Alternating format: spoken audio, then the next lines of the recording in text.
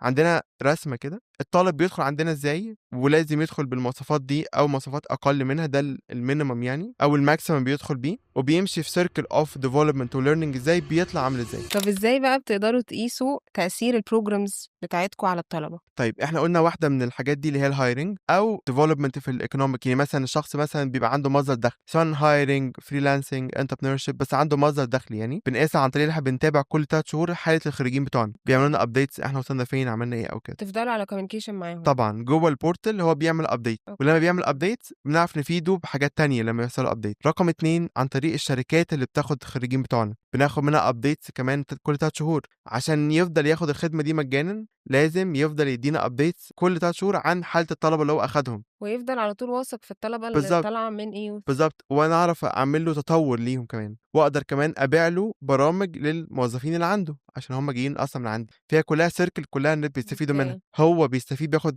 طالب مجانا متعلم كويس، الطالب بيستفيد وبياخد وظيفه بعد البروجرام كمان. انا بحافظ على تطور الموظف عنده، هو لما بيقول لي ناقصه ايه او وصل لفين انا بساعد الموظف، لا اما الموظف بيدفع فلوس دايركت وياخد البروجرام، او هو كشركه اقدر اقول له الطالب ده او الموظف ده محتاج ايه واوفره له كمان. إمم. فدايما بنحاول نقيس الحاجتين دول. واحنا عندنا في يوس حاجه اسمها theory for change، نظريه التغيير. عندنا رسمه كده الطالب بيدخل عندنا ازاي، ولازم يدخل بالمواصفات دي او مواصفات اقل منها، ده المينيمم يعني او الماكسيمم بيدخل بيه، وبيمشي في سيركل اوف ديفلوبمنت وليرنينج ازاي بيطلع عامل ازاي. فعندنا حاجه اسمها theory for change دي ماشيين بيها عشان نحاول يبقى عندنا impact analysis كويس، وبنطلع impact report كل سنه عن عدد الناس اللي استفادوا وتاثروا بخدماتنا على طول.